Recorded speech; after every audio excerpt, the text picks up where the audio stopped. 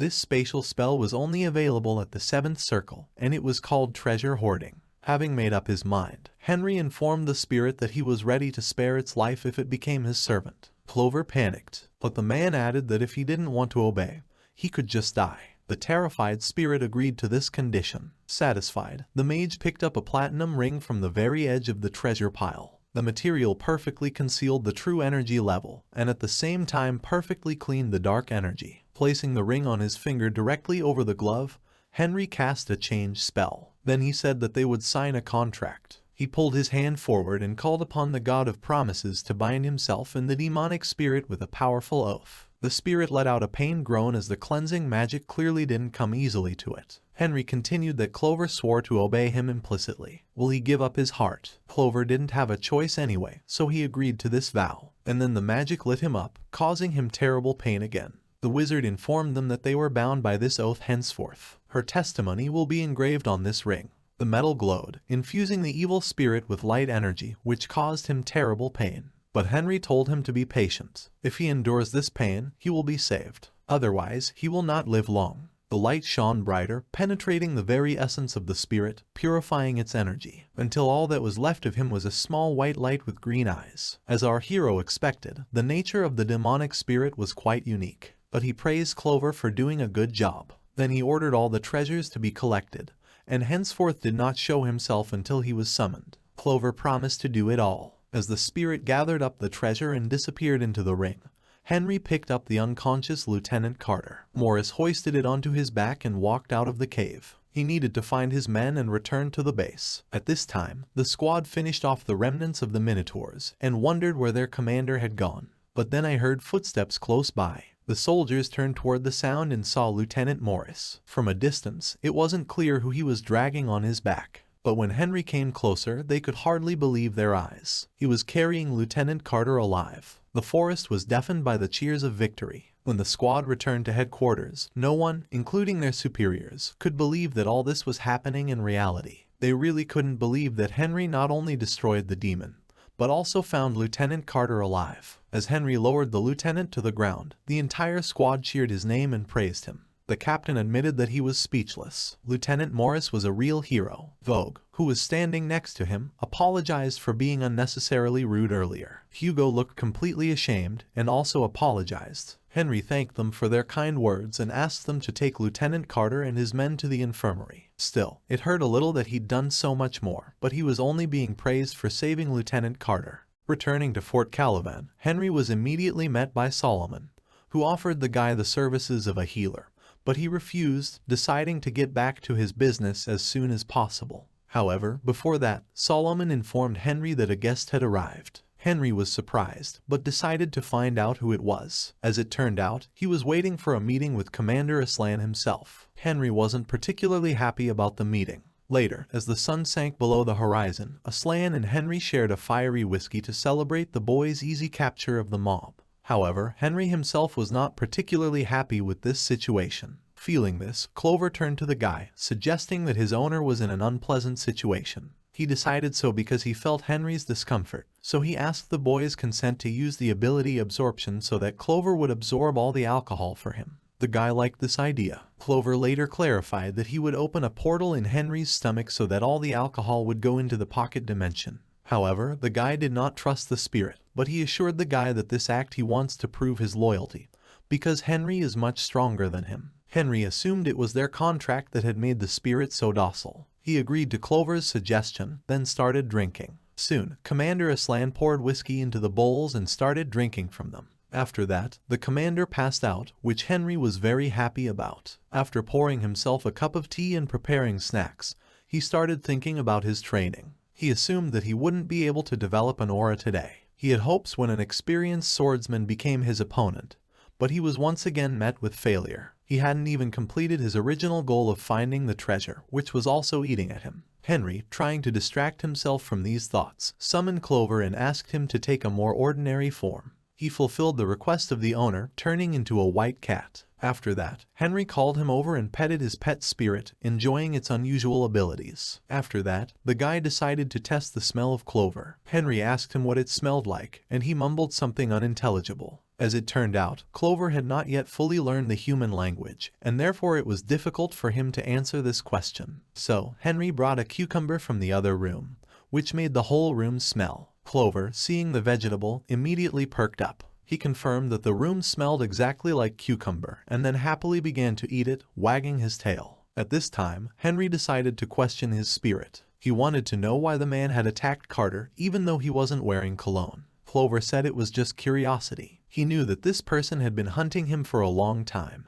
and therefore planned to use his body before evolving. Satisfied with this answer, Henry changed the subject, determined to find out if Clover was familiar with the mushrooms in the photograph he had shown. The latter, of course, saw them and led his master directly to them. Once outside, Henry used Unity and took off, descending into the depths of the forest. After that, the clover immediately exerted its owner on one of the trees. After cutting it down with his sword, Henry didn't see anything at first, but when he looked closely, he saw a lot of spores of king mushrooms all around. There were so many of them that it was too dangerous to burn them all at once, because it could attract the attention of the demons that live in the forest.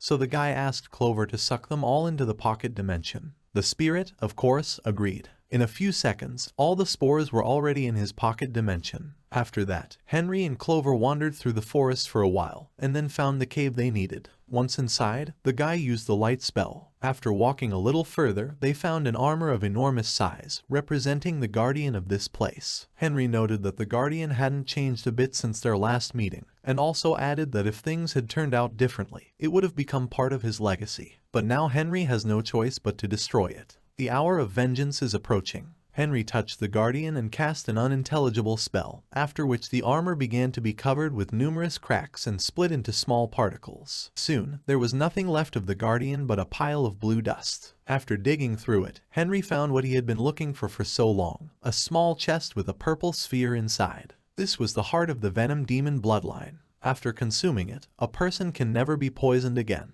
Moreover, for others, this person's blood will become a deadly poison for which there is no antidote. Henry immediately absorbed the sphere, after which his body began to emit a dark gas. After that, the guy decided to make sure that the heart of the demonic venom family really works. He took out the incredibly dangerous poison death of Praja, which Jackson Silver once poisoned him with. Henry intended to drink the poison. This scared Clover out of his wits, but as soon as the boy drank every last drop of the poison, nothing happened to him. If the poison worked, Henry would already be writhing in excruciating pain, unable to use magic and feeling his organs slowly rot from the inside out. The guy's first goal was accomplished, so he and Clover headed back to Fort Cullivan. As soon as Henry returned, Solomon greeted him again, ordering the boy to have a good rest. He also handed him a letter, asking him to read it as soon as the boy was alone. Entering the building, the guy unfolded a piece of paper. After reading the contents, Henry's mood lifted and he immediately went to study his wardrobe, choosing the best outfit. This letter was Tinny's. She invited Henry to her house for dinner, and of course he didn't mind. Tinny herself, meanwhile, was putting beauty on her face in the mirror. The girl was head over heels in love with Henry and thought he was perfect. Soon, the guy arrived at her place. As soon as Tinny opened the door for him, he was shocked by her outfit. It was the first time he had ever seen her in such an outfit.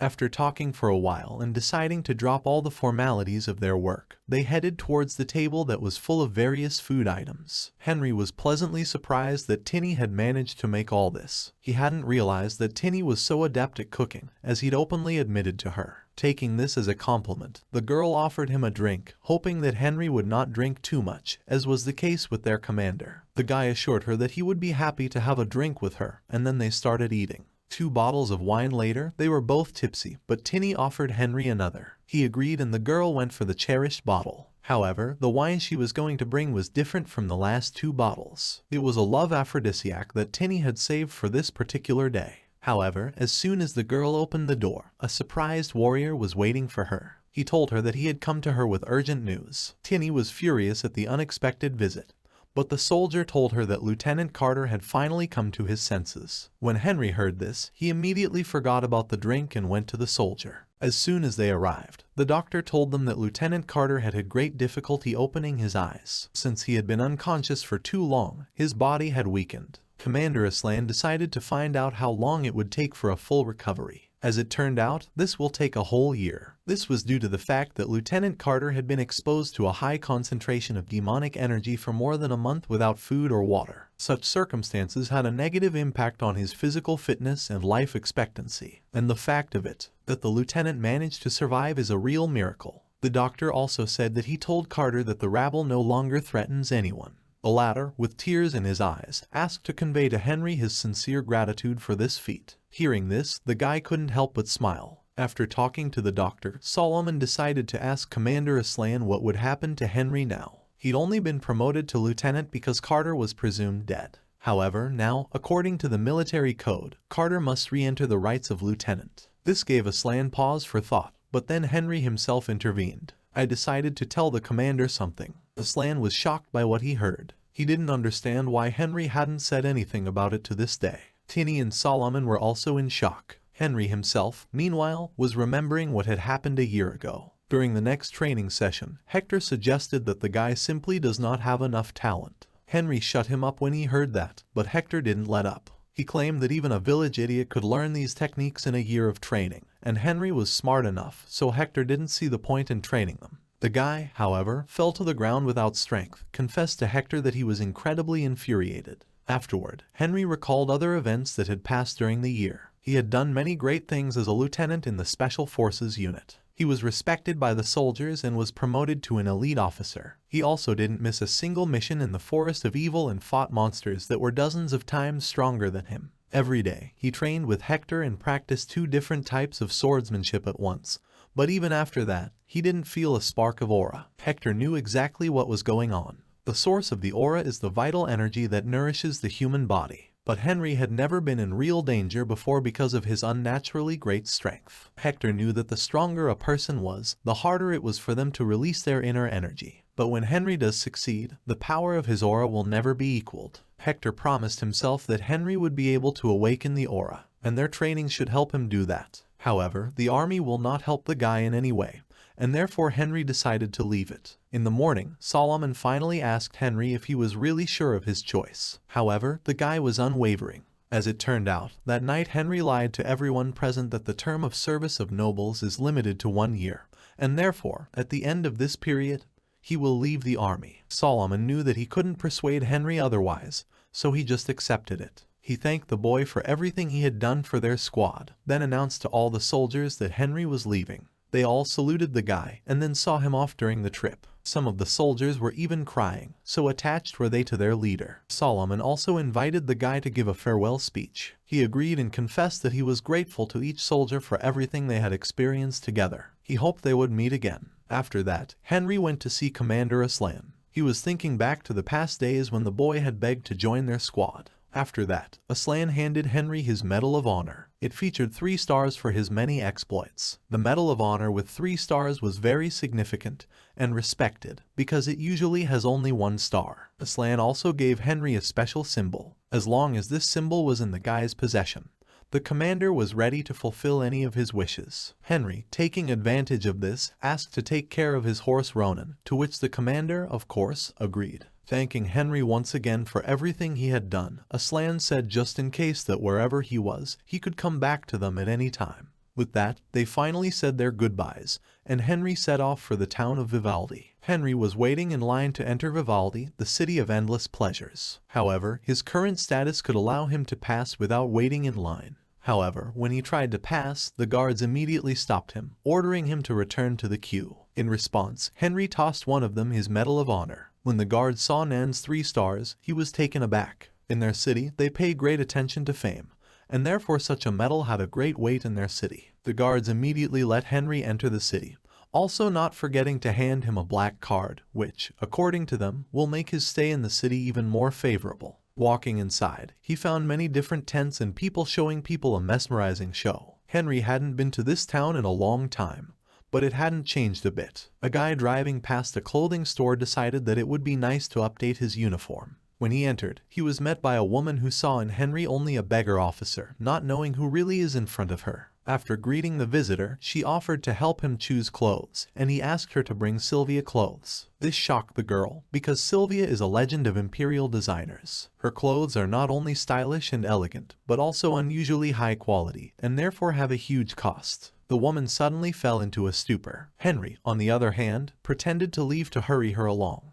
and then the girl immediately woke up and went to get her clothes. Soon, the clothes were in Henry's hands. After trying it on, the guy also asked to bring him the best pair of shoes that are available here. As soon as the girl left in search of shoes, Clover was surprised at how weak people are before money. After changing out of his clothes, Henry felt fine. However, Clover noticed that the guy spent all his money on these clothes. Ignoring that, Henry just asked them to devour his old clothes before heading downtown to the bulletin board. It lists the city's most successful tournaments and championships. Henry decided to play for money in order to earn extra money. And for this task, he decided to choose a chess tournament. He was surprised that the first place is still occupied by the same Brent Larson, who did not have a single defeat. Some time later, in the city hall, the same Brent Larson was drinking wine, when suddenly a servant came in, saying that a man had arrived with a black card. He introduced himself as Henry Morris and did not mention the purpose of the visit. Brent Larson was shocked to hear the name. He knew that Henry Morris was dead, so he assumed it was just a coincidence. However, the servant also added that this mysterious visitor claimed that if he refused, he would tell all the people about the Vargas case. When Brent Larson heard this, he dropped his wine glass and immediately demanded that Henry Morris be brought here. As soon as the servant left the office, Brent Larson began to wonder who he was going to face. As soon as Henry entered, Brent didn't recognize him. Henry introduced himself and called Larson Emperor Vivaldi. Ignoring that, Brent demanded a badge from the guy.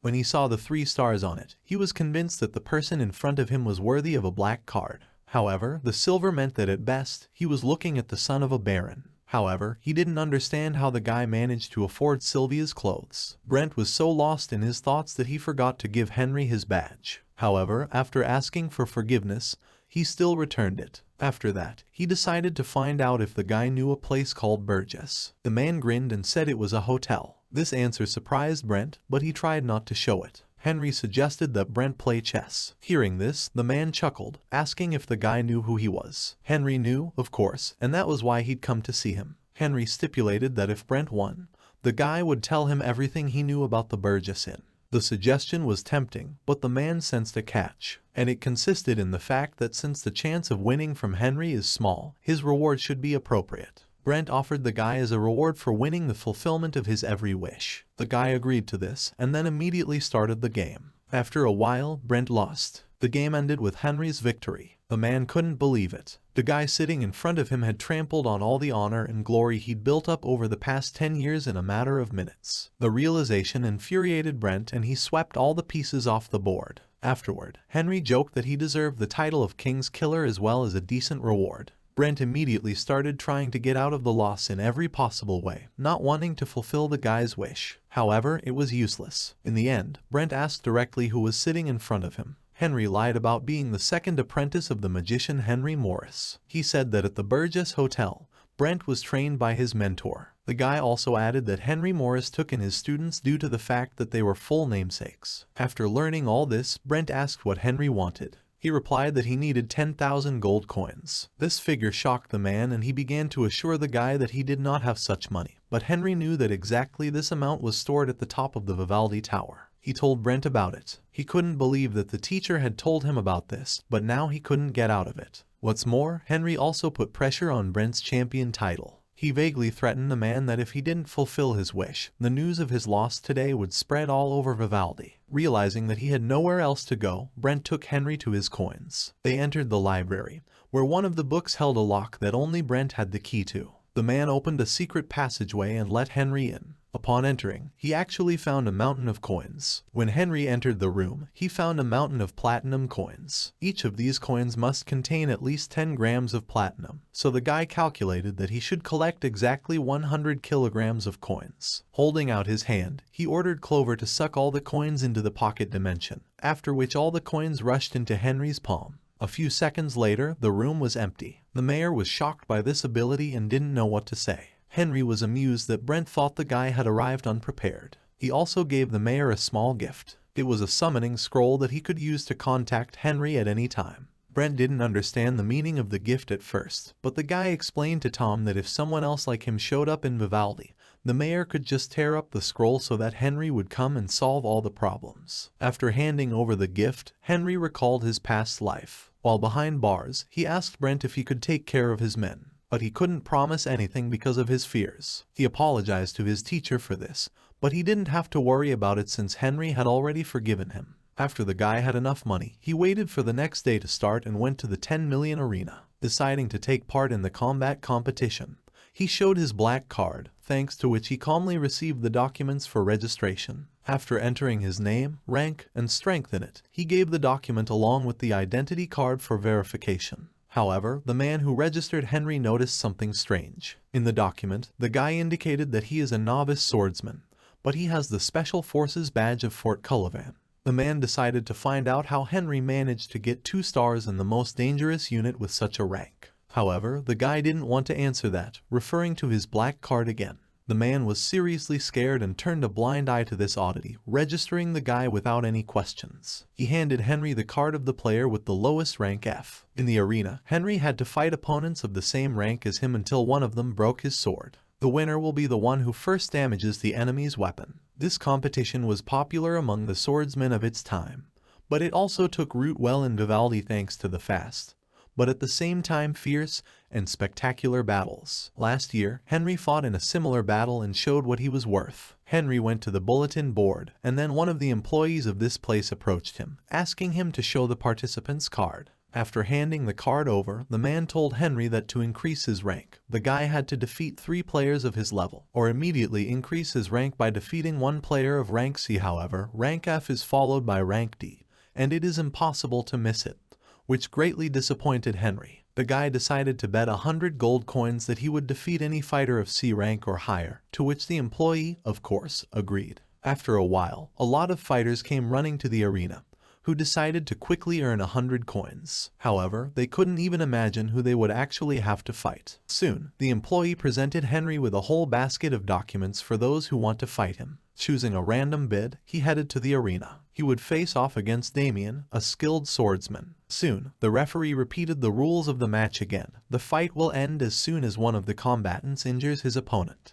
After that, he announced the start of the battle. After a brief conversation about why people come to these shows, Henry and Daniel lashed out at each other. However, the battle immediately ended with Henry destroying Daniel's sword. All the viewers were shocked. No one expected an F-rank fighter to win, but Daniel was shocked by the strength of his opponent. He was sure that the rank of the person he was fighting was fake. Henry himself, calling out to the receptionist, asked him to double his bid. Now he is ready to fight with any B-rank fighters. The entire crowd was shocked. Time after time, Henry won in the arena, gradually increasing his rank to S. He also doubled his bet every time. Soon, the original 100 gold coins turned into a very large sum. Henry's name has become very famous among arena fans. Also thanks to him, the interest in the arena in all of Vivaldi has increased, which is why the profit of the owner of the arena has doubled. Soon, Henry raised his bid to 3,000 gold. The guy also refused anyone who wanted to recruit him, claiming that he was not interested in money. He was only interested in the championship. Soon, a man unknown to Henry arrived and challenged him. He introduced himself to the S-rank fighters as Shroud, ranked 18th on the leaderboard.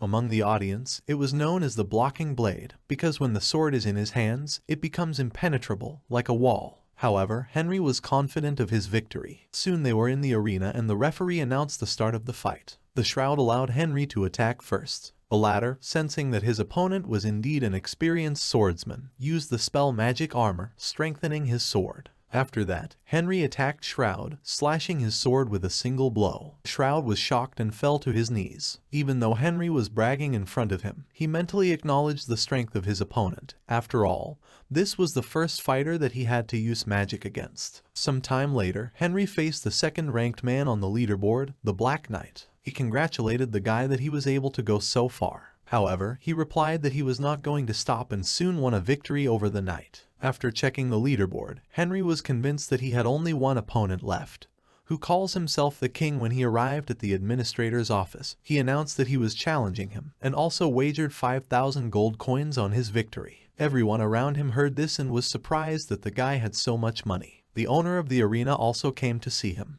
He greeted Henry and introduced himself. The owner of the 10 million arena was named Teng, and Henry was glad to meet him because it meant that it was time to start his main plan. Ten also came to the guy in order to voice his proposal to him. He wanted to make some changes to the rules. In normal fights, it is forbidden to inflict mortal wounds on opponents, but since we are talking about the strongest fighter in the arena, Ten allowed Henry to inflict any injuries, hinting at the murder of the king. Teng also added that this fight will be legendary. He knew that such a fight was unlikely to happen again, and so, in order not to disappoint the audience, he wanted to hold this fight in the center of the city so that everyone could witness this battle. Henry, on the other hand, was reluctant at first, but Tane promised Tom a generous reward. In that case, Henry decided to find out what would happen if the arena failed to pay the required amount. However, Ten had convinced him not to worry about it. No matter how, it's not for nothing that this place is called the Arena of 10 Million. Accepting this answer, Henry agreed to all the conditions and asked for a place to spend the night. As soon as news of the King Henry fight spread through Vivaldi, people began to look forward to the event. Many people thought that Henry bought his rank, but also many people saw with their own eyes how the guy fights. Also, thanks to the financial support of the arena owner, this fight was supposed to be held in the Vivaldi Center as the main event of the city. The citizens immediately went to place their bets. They all believed that the king would win, unaware of how strong Henry really was. The guy himself was sipping hot tea, looking out the window. He decided it was time to act. From Teng, he learned that the odds were currently 100 to 1. The entire city was confident of the king's victory, and it was hard to blame them. According to Ten, the king is the only fighter in the arena who has never lost. Henry also clarified whether he can put the money on himself. He, of course, confirmed this, after which the guy went to place a bet. When he arrived at the arena, he announced that he was betting 10,000 gold coins on himself, after which he ordered Clover to hand over the required amount. The spirit listened to its master, after which a mountain of platinum coins appeared on the receptionist's desk. The employees immediately started counting the money. Henry was sure that if he won this bet, the arena would not be able to pay him the required amount, and in this case, he would carry out what he had planned. As soon as the employees finished counting the money, the receptionist gave Henry a check. Soon, his battle with the king began. The guy noticed that the arena leader looked too simple, but soon everything became clear. As soon as the referee announced the start of the battle, Henry felt a strange aura around the king. It was a debuff magic. He immediately realized that it was precisely because of this dirty trick that King Narazu didn't lose. And that is why the battle to the death is so that the opponents are silent about this trick. However, Henry immediately used reflection magic. Reflection magic is one of the few special spells available only to mages. Its effect is to deflect magical attacks by returning them to the attacker. Moreover, when they reach the target, they hit the attacker in the heart. After using this spell, the two dark-robed mages started coughing up blood. They were the ones who used the debuff magic. Now, no one will interfere with their battle. Henry immediately used magic armor and was about to attack the king. He also felt that his aura didn't match the level of a swordmaster. His aura was more like that of the Fort Cullivan swordsman, but it was less developed than that of the Special Forces sergeants. This meant that all the talk about the king's power was a lie, and that all of his fame was due solely to his dastardly magic debuff trick. Henry slashed the king's sword with ease, causing everyone in the audience to be shocked. Tang was also shocked by this turn of events. The referee declared Henry the winner. After this duel, the entire city was discussing the two. No one could believe that Vivaldi had a new champion. Tang, on the other hand, was desperate. Before the match started, Henry had placed 10,000 gold coins on himself, and given the odds of 112 to 1. The arena must pay the guy 1,123,780 gold coins. This figure shocked Tang. They didn't have that kind of money, so he thought there was only one way out, to kill Henry Morris. However, Henry himself heard this and immediately burst into Ten's office. He immediately ordered everyone to get out of the office to talk to the guy. However, in addition to Ten and Henry, there were still those mages using debuff magic in the study. Henry said that he had come to Ten for money, and also threatened that if he did not pay the full amount, the guy would involve the mayor of the city in this case. This state of affairs shocked Ten, and he honestly admitted that they could not pay such a sum. The man even wanted to give Henry the entire arena out of desperation, but he didn't need it. Henry decided to offer Ten something completely different, but before that, he suggested that the man go to his house. As soon as the man agreed, Henry switched to mages. He threatened them that if they tried to use magic on him again, he wouldn't hesitate to kill them both. As soon as Henry arrived at Ten's house, He sipped tea and demanded that the man answer his questions honestly. Henry decided to find out how much ice steel Ten had. This question caught the man off guard. Ice steel is a very strong material that can only be mined in the very depths of the ocean. Since this material helps to increase magic power, they were forbidden to trade. Ten wanted to know how Henry had managed to find out if the first one had ice steel, but the boy refused to answer that question.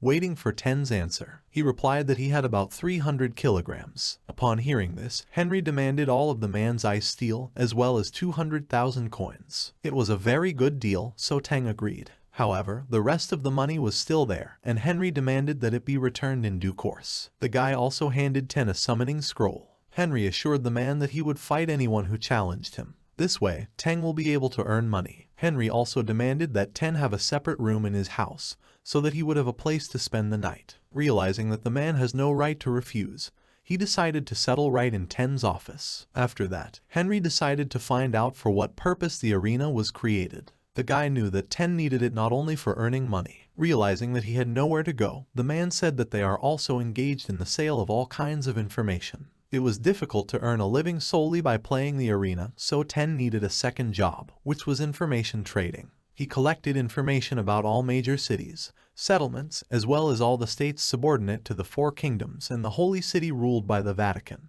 In addition, their group established businesses in the free cities. However, they still do not stand next to the Silver Moon. Silver Moon is the largest and most powerful underground guild in the kingdom. They have everything, starting with a job and ending with resources. Henry decided that all they needed to do was become a second Silver Moon. This statement shocked Teng. However, Henry explained that it was time to create a guild that would be worthy of being compared to Silver Moon. However, Teng believed that such things should not be rushed. Silver Moon has connections in criminal circles. They work with mercenaries and assassins, while they don't engage in illegal activities. But Henry thought it was a good time to try. He announced that from now on, the arena is training its own mercenaries. From now on, Ten decided to write down all of Henry's ideas. The guy continued his thought. He believed that they should train people and also pay them 10 gold pieces a month. Also, if necessary, they will have to provide housing for the fighters. Ten thought that Henry was too generous, since the mercenaries didn't have much work to do at first. However, that was the point. At the first stage, these activities are necessary so that mercenaries know that they are working for those who can offer them something. After discussing the plan, Henry decided that the guild would be called Million. Soon, rumors of the Million began to spread throughout the kingdom. People everywhere were discussing the guild and were already ready to join it. People signed up in droves for this guild, and sometimes they had to be separated altogether to prevent them from starting a fight. At that time, Henry, sipping his tea, was waiting for his former pupil. Brent arrived at the guy's place, sweating profusely. It was obvious that he was running towards it as fast as he could. As soon as they sat down, Henry got straight to the point. He told Brent that he was the leader of a new guild, the Million, for which mercenaries from all over the state had come to Vivaldi. Brent was shocked, but soon Henry continued. He reminded the mayor that he had to do whatever Henry wanted. And, deciding to take advantage of this, the guy asked for a slight increase in the tax in Vivaldi.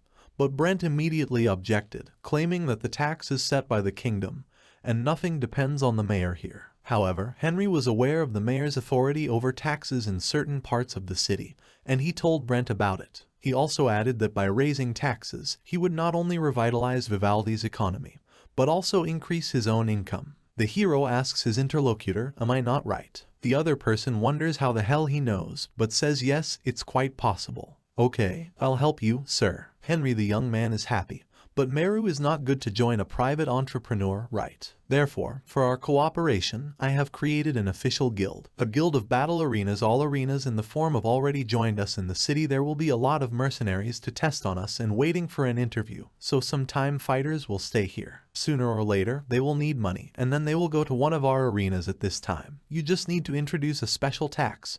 For example, a tax on registration or participation in battles, maybe for the whole poet, but I'm afraid old players will not be happy with this innovation. The hero understands this. Yes, at first they will be against it. But as soon as the fighters rebel, you just give them money or the Goths after that. New fighters will start calling the old ones into the arena, a similar technique used by the central government. The point is to create internal chaos. If the situation gets out of hand, you can lock up the rebels in the city. I promised a lot of jewelry and an interview application, so it will be a small problem. This incident is quite a bargain. Don't you think? The young man asks. Wait, the car is talking. And what is the benefit to you? The guy says that he wants to receive half of the tax collections. You will only transfer to me a part of the money received from the new tax. His interlocutor suspected that this would be the case. The offer was too good to be true. But don't worry, says the hero. I will make sure that you receive your part of the amount in a timely manner. The man beamed. Let me thank you for this offer. With Henry,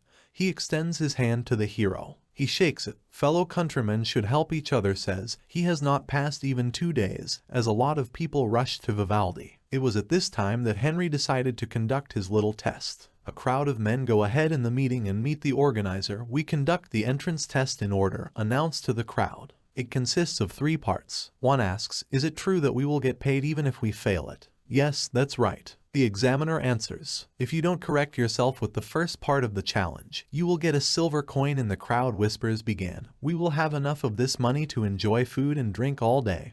What an amazing guild. The first part of the test. The examiner points his finger at the building to go to the second stage. You just need to go through that small room. An unknown man in a top hat thinks about how much he plans to spend on them. I think I'll see how things are going. And the first subject comes in. See real talent, he says. The door closes behind him. The examiner speaks. Yes, if you fail the tests, then leave us through the left exit. The first subject should go ahead. And that would be a test of squalor. He thinks slowly, but with every step he takes, his body gets heavier. Why the hell is my body getting heavier? So they're going to test our stamina. Great. Just need to run. I can handle it. The man ran forward. He wakes up lying on the ground, blinded by the sun that I passed, asks. He rises. Why is it here so gently? He turns around and notices the crowd of unconscious men. The examiner arrives. Oh, you've finally woken up. We've brought everyone here who fainted on the first test. That is, the losers who failed the first part of the test are gathered here. Pasha thinks a man fainted. He is upset. Behind him on the foam sits the hero. He yawns. I don't need people who can't resist my spell. The difficulty of the first test was to increase gravity. As we got closer to the exit, the gravity phase spell was cast on the entire room. The power increased closer to the exit. A strong warrior would have easily endured such pressure, and a capable Mac would have immediately discovered the trap and used a counterspell to get out. Henry approaches a man with the words, I finally found you, sir. Henry, are you sure you should continue to conduct tests in this spirit? I heard that no one has passed it yet today. Saying there was someone the hero made a deal with. All right. I'll watch one more day. Say their next assignment is to find the pearl in the mud. In addition, I did not plan to recruit fighters. Immediately after the first test, the evening came when they asked each other, you guys found your bunks? Just barely got one snatched up by so many people here that finding a spare room is extremely difficult. And what about the taverns? I've never seen them so full. Maybe while we're in the city and take part in the arena fights. Arena? What kind of nonsense is this? Shouting unknown. We have never been charged for participation. The arena worker says that the number of fighters in the city has suddenly increased, and we were forced to pay a special tax. Why should we suffer because of newcomers? Is indignant. The newcomer, of course, does not want to expel them. It's a good thing they're just complaining. The employee thinks, just like Henry predicted, the fees for participating in arena fights were rising fast. But on the first day, it didn't cause any problems. I'm sure I'll pass the first part of the test today. One of the participants says, do you at least have a plan? They ask him. Last night I came up with something. If I go further I'll tell you. I answer that you can hear screams on the first test. I can't do it anymore. Henry's ordeal proved too much for the mercenaries to handle. This time, many failed the first task again. Some gave up and went to the battle arena. These fighters can be divided into 4 categories. 2 new participants. The second, those who want to repass the test. 3, those who completely abandoned the scholarship in the test and went to the combat arena. And the last, those who dropped everything and returned home. Their number increases. Since living in Vivaldi isn't cheap, it's time for my plan, says the hero. He went to see the mayor. Mayor, when the first rays of the sun begin to do what I said earlier, you can ask about tax benefits for active fighters. But you are sure that the newcomers will be clearly dissatisfied with Sir Henry. It is impossible to argue. The man thinks. Do not worry, the hero says. I've thought it all out. The crowd exclaims in surprise, looking at the inscription. What kind of gate is this? The examiner looks at the list. Clarifies today's new rules come into force. Everyone who has a B rank in the battle arena and above can take advantage of a special move to complete the challenge. The crowd is shocked. An interesting way to test the fighters. So he plans to bring them to the arena. This will definitely increase our income, thinks the man in the top hat. Henry, a real businessman. The beginning of the test has been 10 days. So far no one has passed the first stage. As expected, the analogs and revenues of the battle arena are all growing too while Henry is sitting in the office. "I'm sorry, sir," Henry says his interlocutor. "The young man is distracted by your test. You are sure that people will be able to pass it," says the man. Of course, what is the only question the hero asks? People say that she is just a bait. In fact, the test is a way to increase the profit of the battle arena, says his interlocutor. The hero denies it. "I just want to get as much benefit as possible from their stay here." So the rumor is spreading. His interlocutor confirms it. "I think it's my time." Abruptly, the hero puts a mug with his drink on the table. "You can be shocked that you mean an hour to arrange a small show," says the guy. "If you don't get rid of people's doubts, then you need to hammer their trust forward." It's time for Henry Risu to appear on stage. Outside, the crowd asks the examiner, "I've heard strange rumors. Is it true? Are you sure that the test is possible to pass? This is not a deception." "But then why has no one passed it yet?" The man asks them to calm down. "Please calm down. That the test is passable will prove to you." The current champion of the battle arena, Henry Morris. Greet him with applause. On points to the hero who came up. "Henry? He is the best fighter. I heard he's just a novice swordsman with no aura." The same Henry. The crowd had a lot of questions. A novice swordsman became the world champion. How is it possible? As you have all heard the examiner say, that Sir Henry has no aura power, that you think he can pass the test of a man without an aura and pass the test. "No, impossible," says the crowd. "I have an average aura level and can't pass it." The hero responds by saying, "Pathetic idiots. I'm a novice swordsman with no aura, and I can easily pass the test. So why can't you pass then?" In anger, "What he said, you think the better of us." Hero answers, "Yes, I'm wrong. You'll see." He grins. "He's a group of people who speak perfectly. Go for it." The challenge has begun and the hero enters the gate equipped with magical armor and some magic that eliminates the effect of the gravity spell. The hero goes forward. All this is observed by subjects who are unable to move inside the building. "I can't take a step," they say, and fall down exhausted as the hero keeps walking and reaches the second door. "Too easy," he says, yawning. "Guys." Just like that, all the rumors of the test were dispelled and there were more people willing to pass it. People started trying their best. Henry asks the mayor, "If you think we should increase the list of rewards." "I can't believe no one's done it yet." "This is not the case," says the mayor. "Strong swordsmen already belong to various guilds." "He's a hero," he says. "And yet, it seems to me that mercenaries think more about money." The man says, "Absolutely. But they also want to be able to get guaranteed." "That's right. There is a high probability that experienced fighters already belong to more famous guilds," the hero thinks.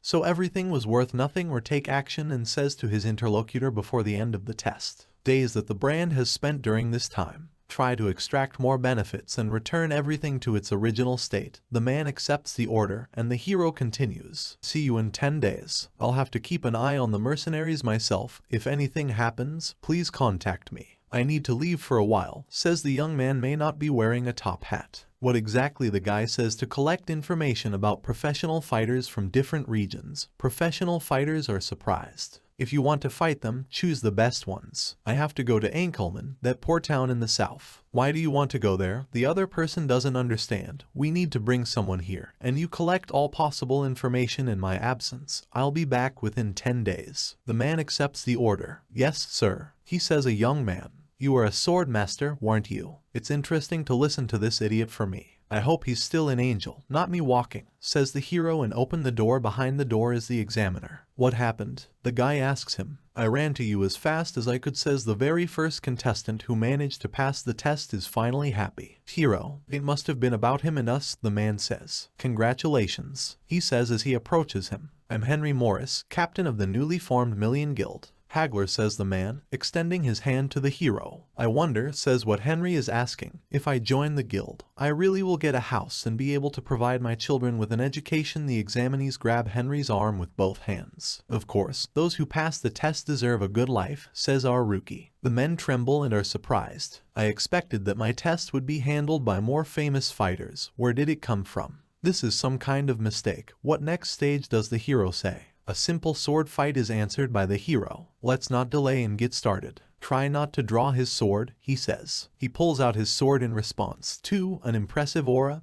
Henry thinks, "Not bad, just like a master swordsman." "Not bad. Attack," he says. Haggler goes to the hero with a sword, who quickly blocks the blow and then strikes again. Henry blocks them. "It's much better." Yuga thinks the guy has a lot of experience behind him. I attack, says Henry. Says his interlocutor. Henry attacks and with a deft blow breaks the sword. A man. He begins to cry and falls to his knees. No, my last hope, he says, and shakes. All you have passed, says the hero would go. Nice working with you, sir. The Huggler. Will do without the third hour, the hero smiles. Are you serious? The man asks. Nothing to be surprised about. The third part is an ordinary interview, but you are accepted without it. So you have a family, he asks the man, but he says wife and daughter. We'll take care of them, so you can finally relax. Welcome to the team. Henry offers him a hand. Thank you very much. The dress is spoken by a man. I wonder why such a capable person is on the run. The hero asks, how did you know? Does not understand that, obviously. Having talent. You still have to take care of your family. We will continue the conversation after meeting with your family members, the man says. Now you are my boss. It would be more convenient if you spoke to me more openly. The hero smiles and asks not to rush. This is just our first meeting, the examiner is shouting. Need the first fighter to pass the test, sir. Haggler is surprised. Passed all the stages in envy. A good life is provided for him by clapping his hands, while the hero who has passed and cries with joy watches all this and thinks respect for Haggler cheese has noticeably increased. The hero and those who have passed the test return home. You can go to work. I'm back, he says, and a beautiful woman runs out. Honey. Smiling. She's Sona. I was able to pass the test, he says. He is a real hero and a real beauty. She's definitely the most beautiful girl in Vivaldi. Daddy sticks out a little girl. My princess, he says, I hope you listen to mommy. Finally they notice Henry. And who are you, little girl? Her father tells me I am and respect you. And I work for this man. Nice girl, thinks the hero. Happy meeting. I'm Henry Morris, head of the Mercenary Guild. If he's cute, my name is Sona. My wife introduces herself. Hello. I don't. I says the daughter. A man's duty is to take care of his family, thinks the hero, and says you will move soon. Since he passed the test, we will allocate a special accommodation for you in the piece of the castle and mommy. It's so cool here, says the girl, looking at the shining things around. The man says, head wait. How can we live in the courtyard with a mansion? The guild has allocated this house especially for you, says Henry. And his security is completely on me. A car in a top hat comes up. I'm the owner of the arena. 10 min golden 10 introduces a man. Sir. Henry notifies me of your pleasant stay and remembers. You want to settle his family in my house, asks the man. Yes, it's the least you can do to pay off the debt, says the hero. Understood you. Send Sir Henry. The hero claps his hands and the maids come. And now why not prepare baths and clean clothes for the new owners? Yes, sir. The maids of Rena's master say, or the main character sits together at the table opposite them sits the test takers. Well, let's hear your story, says Henry. Haggler was a simple fighter. Noticing his impressive skills were employed by the Baron. The nobleman also paid attention to his wife. He tried to seduce her, for which Haggler almost killed her, and then went on the run with the whole family. Few people are ready to accept a scoundrel, the man says, so the Mercenary Guild became my last chance. The hero understands this to beat up the doors of Nina. Serious crimes. I know, but I couldn't help myself, says the source. Don't you worry about the consequences, the hero asks Haggler. I'm not afraid for myself. But for the lives of my girls, maybe he doesn't grab his head. The family gave Shay a weakness. Why did I have to go so far? Henry asks him. I've never felt such a strong rage before, and so I couldn't hold back her. Well done, says the hero, which surprises everyone with everything. But in disbelief, if I were you, I would just kill him. But you were able to hold back your anger and only broke a couple of bones. What's done is done, right? Haggler is in shock. The host just shrugs. I promised you and your family safety. You don't have to worry, my words can be trusted. See, I'm also a noble hero, shows the badge of the arena host in shock. But Sir Henry, you're only an earl, they're a baron. Don't interfere and let me sort it out completely. Hero says, take care of the Haggler family while I'm in Ankelman. There's 10 minutes left until the end of the challenge. Our man is getting up, so you can relax. He says all this to Haggler. You've had a hard life, so take my congratulations and this money. Please yourself and your family. He holds out the bag of money, not overjoyed. Thank you. I don't even know how to express how grateful I am to you. A young man on his horse goes on a journey, and thinks on the way to Ankelman there are 2 distant possessions. I think it's not worth going there. I'll do a treasure hunt. Looking at the map, he says here, I hid the whispering artifact of Sir Yoga with which you can communicate with animals. I won't be thrilled. I smile. He thinks that parents should take care of their children. I will do everything to please Nia. Not far from the Whisper Lake, the hero stops on his horse, judging by the map. I'm on the spot full of first time. Jade orders him to jump his horse over the abyss and go down the slope flying. Pyrrha says a spell to the hero and easily lands with the horse on the ground. Great, Jade. A horse. Every journey becomes easier, says the guy, slapping the horse on the neck and looking ahead of himself, whispering, lakes. I remember him not so beautiful, says the hero. Of the lake is far from cities and villages, so my mother has become much better here. This place will do. I need to replenish my mana supply. The hero sits down on the ground, as if I was in my own home for a moment. Circles appear on his chest. Night has fallen, and the hero says there is much more mana here than there was before. Excellent. Goes to the lake, raises his hand, reverse gravity, and all the water from the lake rises to the top. Hero goes ahead to hide his secret treasure. How deep have you hidden it? Says the young man. I was hoping that the Whispering Lake would preserve a valuable treasure well. Come, the hero says, and a box appears to his eyes. It's time to cancel the magicians of gravity. There is no box with you, and goes back to where he came from, snaps his finger, and the water is in its place. Unlimited use of magic invigorates, grins. He opens the box and holds in his hands an earring. Well, let's put on the Whisperer's Surgi, which allows you to communicate with animals and plants. The young man puts on his earrings and hears. The man that he forgot on our land. Listen, the hero thinks a little more. Get rid of him as soon as possible. I hope he didn't come for the very thing that they became grayish, protected. A hero, I think. He must not find the egg of the master. Elragon, says an unknown voice, and Progon Na is illuminated by Elragon, a rare dragon spirit that holds an honorable primacy among the rest of those who are usually called water dragons by most spirits of nature's creation. But some of them can produce offspring, as requested. Oh my god, I came here for a toy, and found real gold spirits not strong enough to protect their cubs. I can't feel the run, so I can take his egg, so what do we do? He'll take it, but the beasts won't dare. It looks like the man came with something from the bottom of the lake, except for the animals. I also hear the sounds of mirrors. The hero thinks this makes his head hurt. Besides, most of them carry some nonsense. You need to change the plan. Clover, he says. Yes, the owner called me distracted pet chest, says the hero, and from his hand goes to the sword. Fire. The sword is all ablaze with fire. In these places you will meet fire. Not often, sure they'll appreciate it. The young man starts to listen to the beasts scream fire. Why did he do this? No, the fire will kill us. Elragon's egg will be burned, so what do we do? The egg is hidden under an ash tree. We have to protect it. The hero laughs. Under the ash tree. It only remains to find a tree. It's good that I studied botany. To find an ash tree is not a problem. Light, says the hero, in vain everything in his path, and goes in search of. Here it is. Ash. Hero saw tree. The hero hears the voices of animals. They scream. No, get the pathetic man away. Thanks for the tip off. Thinks the guy uses his magic. The water recedes from the tree. Inside the tree is an egg. It's a small crystal. The young man begins to get tired of the sounds, and he takes off his earrings. They're starting to get annoying.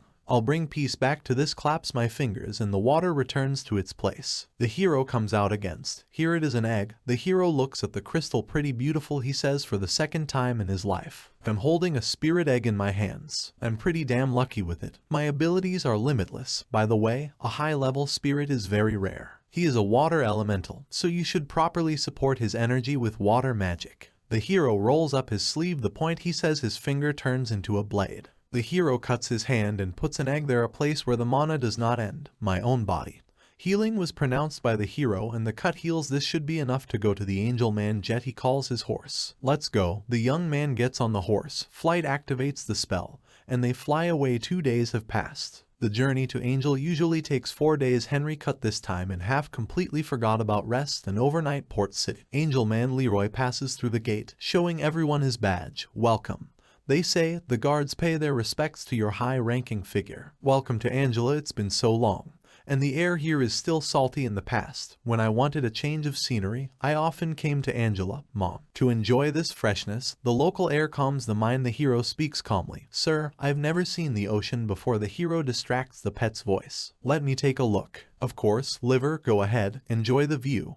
And the cat stood on the railing, watching the ocean of WWII. He says in his mind. So you're on the coast for the first time? He asks his pet. In the Demon Kingdom there is something similar, but the water is pitch black. Now it is clear that you are so impressed. The hero answers. The master, says the cat. You expect to find in on here? He has to hide. You see, he'll rub you to the bone, says the guy. Yes, so patriotic that he was ready to behead his king. Yes, but Ankelman was a small, revered kingdom in certain circles, and when Henry was ordered to march against him, he decided to try to persuade the local king to surrender peacefully, not because their kingdom is negligible, but because the army lacked manpower. However, the king of Ankelman was a proud man. I declined Henry's offer. I will never sell my knees to the dignity of our royal line, the king shouts, slamming his hand on the table. Do you really want an attack on Ankelman? The hero asks when he was still an old man. Suddenly the king's head falls off his shoulders. It was a knight who did it. The other knights shout at him, bastard. What the hell are you doing? And starts killing them like that. Shut your fucking mouths, you bastards. At that time, Wang was the only sword master in Ankelman due to his abilities. He became the second in command of the army very early on. No one's position would be higher than mine, says Boyne.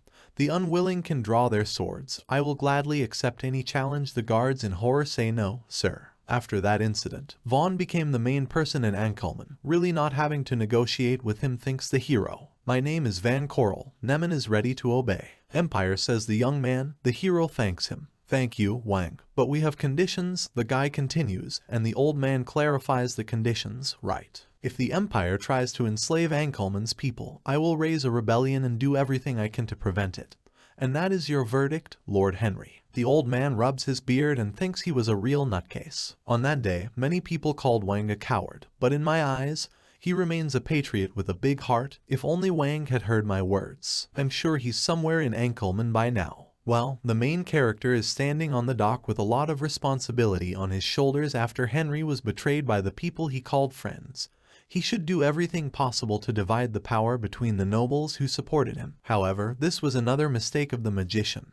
Having received part of the power, the nobles wanted more. I'm not, and I can't continue to protect you, so please leave. Find yourself a new home, says an old man in the crowd. After my death, they will come for you. Among those who had no choice but to run was one of Henry Wang's closest comrades, known as Henry's Blade, which is why they are all now forced to hide. I came here to recruit one of my old comrades, he says to his pets, but first I need to meet with Haz. Welcome, says the little scullion. I'm sorry to bother you, but I'd like to ask you something about whether the hero goes to the bakery. Of course I'm listening, the boy replies. You know, Mira Haza Mira, of course. Kaz was the second mayor. Van dealt with the first mayor who got bogged down in corruption.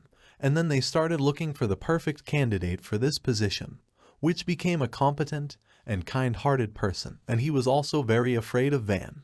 Thanks to this, he managed to return to peace and justice. And Ankelman asks, you don't know where Mayor Haas is now after resigning? Is not surprised. Has the mayor really left his post? I saw him walking around the market yesterday, and watching the merchants. The hero is in shock, and still the mayor can't be. He kept his seat when everyone I recognized was eliminated. The scullion puts his finger up. Mayor Haas is a great man. He manages successfully. The city does not take a penny from his budget. As the hero strangely says, he is clean even after Van disappears, and thinks if a timid cat. Haas still hasn't gone into corruption, so there's someone behind him. Can it be Wang the hero? Okay. Perhaps he thinks you're still watching him and turns around and walks out.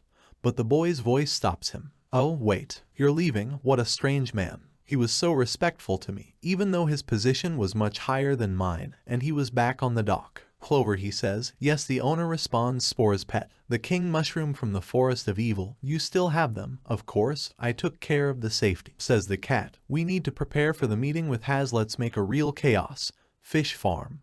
What the hell is this? One of the sellers says. He sees that there are some strange spores on the water. No, they were almost ready to be collected. All the shrimp are extinct. What happened here? Not only this farm was affected by spores, but all the fishing farms were affected. Ankelman, the king mushroom spores didn't spread so fast that the fishermen couldn't do anything about them. Ankelman City Hall. No, my prawns are screaming there. Mr. Mayor, take a look for yourself. Please come out. We're broke. What a pandemonium the hero is going through. And what's going on there? The mayor asks. Ankelman has as the fishermen answer the servant. It seems that something happened on their farms, and robbed, or that maybe, and it goes to the mirror, as far as I understand. And the farm is overgrown with sticky swag, answers the servant. Swag terribly. It's contagious. It's hard to say how many people have been affected, but it seems that most farmers say. Servant of the Mer can't believe it. Ankelman keeps on farming. Call the priests and doctors, he orders the servants. After a while, the mayor shouts that they don't know. The servant says that, according to the doctors, they have never seen anything like it. Also, they said that it looks more like fungal spores than moss. Flickers from the table, as mushrooms might end up on fishing farms. How is this possible? The priests that said they. Servant says they can only pray, that they don't understand. And they said they can't help the fishing farm much, but they can pray. The mayor is furious. We pay them so much, and they can only feed us with simple prayers. Why don't they give the farmer some blessing or scour the place of holy water contamination? The servant says, Mr. Mayor, scissors will not solve this issue. Useless religious bastards for faces. The man is sure that people are better after their prayers, but we must find the source of the problem as soon as possible. A soldier enters the room. Mr. Mayor, a nobleman asks for an audience with him. A silver badge with 3 stars. Now is not the right time, the mayor tells him, waving him off. I'm busy. I don't have time for conversations. I don't have time for conversations with the nobility. The guard awkwardly says, Mr. Mayor, that's not all. A man shouts furiously. The nobleman said that he would help solve the problem with fishing farms. The mayor bows to Henry, and we are honored to welcome such an important figure. The hero bows in return. For me to stand before you is no less an honor. Sir, may I know your name? The man asks. My name is Henry Morris utters. He is shocked. Henry Morris laughs. It seems that I would be very surprised if many people have a similar reaction, since I am the mother-in-law of a certain great sage. But this is only a coincidence. The young man shows his badge. I apologize for my violent reaction, says the mayor. It's all right. The hero answers, I can only blame my father, who called me so. The man objects, it is not necessary to make a beautiful name and that you can help us with the problem at fishing firms. Henry pronounces everything correctly. As I was passing by, I happened to notice a well-known substance that is the spore of a demonic mushroom, known as the demonic mushroom. The mayor asks her and says that before I talk about them in more detail, let me introduce myself as Fort Cullivan's lieutenant in charge of destroying the demons in the forest of evil. No wonder you have 3 stars. The hero continues the story. Before the spores that hit the fishing firms, I have already met in the forest, and they undoubtedly belong to the king of mushrooms. These parasites greedily absorbs all the nutrients and spreads quickly, and the whole problem is their soon spread. So what do we do with them? And answers, which is because I've already dealt with disputes. I know several ways to destroy them, but it is better to talk about this in a more private place. They move to another room. There is no one else in this room, says the mayor. Then let me get down to business, says the hero, sipping a drink, and the man asks him, Sir Henry, what do you want? As expected, thinks the guy has a very sharp mind. The king of mushrooms is very persistent, says he, and I don't know how his spores got into Angel Man, but if we continue to do nothing, it will be impossible to get rid of them. So when I go out on a mission, I try to do everything possible to destroy as many spores as possible. It's even worse than I thought. The mayor thinks he wants to get a long payment. The hero will continue the story. After all, I am an expert on mushrooms, so it is not from me will be the best solution, I promise. Under my supervision, losses on fishing farms are minimized. The mayor also took a drink of his lessons and sipping thinks what a difficult situation. I am not in a position to afford such long expenses, and he asks his interlocutor if I can announce the decision after the conversation with the affected farmers. Says of course. Martina leaves the table, but stops. But you finally spared us the nagging argument. Of course, this is not so difficult, the hero says, but Mr. Mayor, we still haven't discussed the payment. The era comes back instead of sorry. Begs your pardon, Mayor, and I forgot the most important part of the deal. As much as you want, sir. Henry, 500 gold pieces. He says the fee for my work will be 500 gold pieces. The mayor is shocked. Hold on, sir. Henry, 500 gold pieces. Don't you think this amount is too big? Too big, says the hero. It's about demonic mushrooms from the forest of evil. Destroying them, I risk my own life. And you say that 500 gold is too much? The mayor doesn't know what to say. The hero thinks he's scared. He thinks that next time I will charge the same amount. The mayor, who is worried about money, is no different from the merchant who is shaking for every coin. Everything is there, because the merchants should get as much income as possible. Amorous show how well they manage public finances. And what is your decision? Asks the hero. He is a man who ponders while you regret money suffer. Your own farmers. He has something fishy about it, thinks the mayor. I have no reason to trust him blindly, yet pronounces it well at last. But the payment will take place after you prove your words. The young man says that you have made the right decision. Rebate the farm and the clan, and look, it's the mayor who noticed the fishermen. The men heading towards them. Mur represents the hero. We instructed Sir Henry to get rid of the annoying dispute Dolbali cat that I was expecting. Here is our measure. We have some hope. Please take a look at my farm. A third of my plot was consumed by spores and I actually came first. The hero raises his hands up now. Now, please don't swear. I'll start with the nearest place to destroy the pores to spit out. The hero thinks, I just need to collect what the clover has laid out. But at the same time you can show people that my work is worth 500 gold in my hands, just a bag of salt and sand. But I'm sure in the eyes of others it's something mystical. The water that you summon turns to powder. Decomposing upon contact with it will soon perish, says the guy. You need to regularly scatter it until the infection disappears completely. That's why we will have to cooperate more than once. I understand, the man says. And this powder of yours is difficult to make. The hero says yes, it is very difficult to make. I double check with the recipe for clover. Start. The hero orders the pet, but the owner opens the chest space. Suddenly something mystical happens under the water. Just look at the powder, the brimstone, and the truth destroys the dispute. The crowd cheers. The water is like a mirror. Praise the sky. We are saved ourselves. So what do you think? Asks the hero, pointing to the depraved will mayor has. The mayor of the city rejoices and turns to the hero. Your powder really works. Everyone bows to the hero after the problem on the fishing farm was solved. All the farmers warmly thanked Henry for his work. The people laughs. He saved us from spores. How lucky we were to have him. Thank you. You slept in our life. The hero says that it is not worth thanking. The farm was saved only because of the quick decision of your mayor. The young man points to the man and says, still, let me thank you for what you did for Henry and me. The hero laughs. Not worth it. This is the least I can do for a good fee. Maybe for a little chat, probably. Then let's get back to me and discuss the money issue. Sounds good, says the hero. I'm not going to the mayor's residence, sir. Henry, I've been thinking. The mayor says, do you want to sell the recipe? I can't. Creating it, I risked my life. The mayor immediately says, don't worry. It just seemed to me that it would be more profitable in the short term.